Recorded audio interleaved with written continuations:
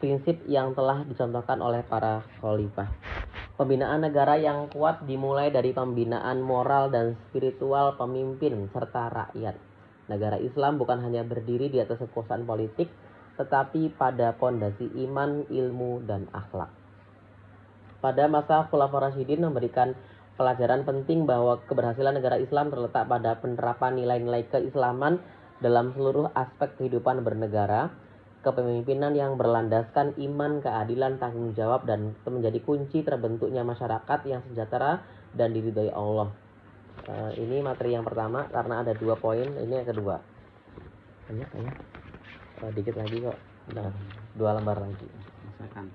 Kendala yang dihadapi dalam mendirikan negara di masa Khulafaur Rasyidin. Masa Khulafaur Rasyidin merupakan periode penting dalam sejarah Islam yang menjadi tonggak awal terbentuknya sistem pemerintah Islam setelah wafatnya Rasulullah. Namun berdirinya negara Islam pasca wafat Nabi tidaklah berjalan tanpa hambatan. Para khalifah menghadapi berbagai kendala baik dari segi politik, sosial, ekonomi maupun spiritual. Kajian ini seterusnya. Wafatnya Rasulullah pada tahun 11H dan garis miring 632 menimbulkan kekosongan kepemimpinan yang cukup besar. Kaum muslimin belum memiliki sistem suksesi yang baku. Menurut catatan At-Tabari dalam Tarikh Ar-Rusul wa Al-Muluk, perdebatan di Sakifah Bani Sa'idah antara kaum Muhajirin dan Ansor menunjukkan adanya potensi perpecahan di kalangan umat Islam pada masa awal. Namun berkat kebijaksanaan para sahabat, Abu Bakar As-Siddiq akhirnya dipilih menjadi khalifah pertama. Kendala pada masa Abu Bakar. Pada masa Abu Bakar, kendala utama yang dihadapi adalah krisis persatuan umat, munculnya gerakan murtad, sebagian suku Arab menolak membayar zakat setelah wafat Nabi. Ada pula yang mengaku Nabi baru seperti Musailamah Al-Kadzab dan Sajjah. Ini dikenal dengan Perang Riddah.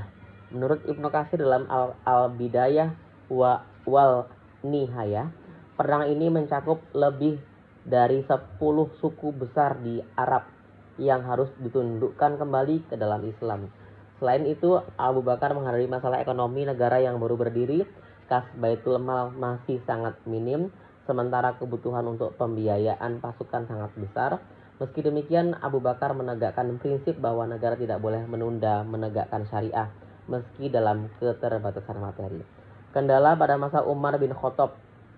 Pada masa Umar, kendala terbesar adalah pengelolaan wilayah yang sangat luas akibat ekspansi cepat keluar Jazirah Arab. Menurut Al-Balazuri dalam Futuh Al-Buldan, Umar memerintah lebih dari 2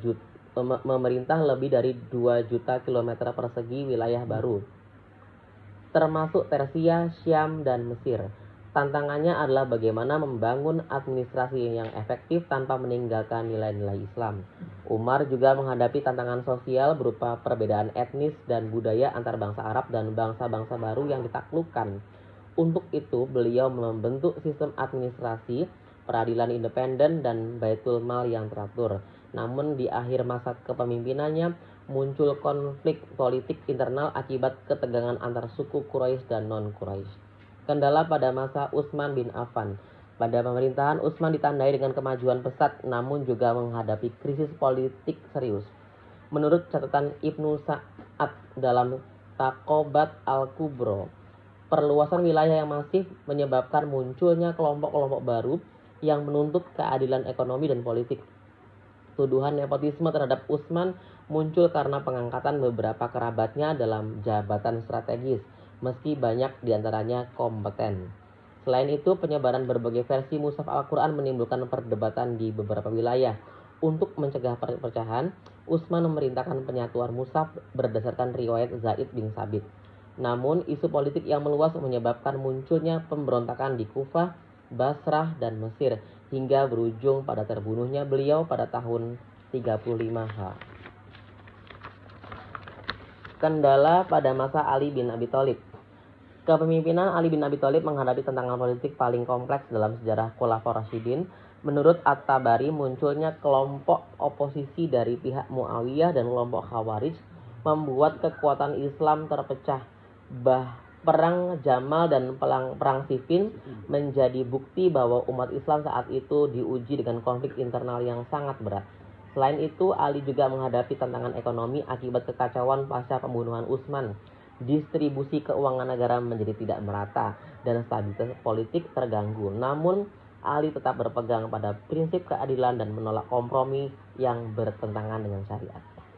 Dari keempat masa kepemimpinan tersebut dapat disimpulkan bahwa kendala utama dalam mendirikan negara Islam adalah menjaga keseimbangan antara spiritualitas, keadilan sosial, dan stabilitas politik. Setiap khalifah menghadapi konteks yang berbeda-beda, namun mereka semua menegakkan prinsip bahwa kekuasaan adalah amanah bukan tujuan. Kendala yang dihadapi para khalifah memberikan pelajaran berharga bagi umat Islam modern. Persatuan, keadilan, akhlak memimpin tetap menjadi faktor utama dalam membangun pemerintahan yang stabil. Dalam konteks sekarang, tantangan seperti korupsi, konflik politik, dan lemahnya moralitas pemimpin dapat diselesaikan jika prinsip-prinsip Khulafaur Rasyidin dijadikan pedoman. Demikian untuk 2 poin materi tentang pondasi pembinaan pada masa Khulafaur Rasyidin dan kendala-kendalanya. Hadanallahu wa iyyakum ajma'in. Assalamualaikum warahmatullahi wabarakatuh. Waalaikumsalam.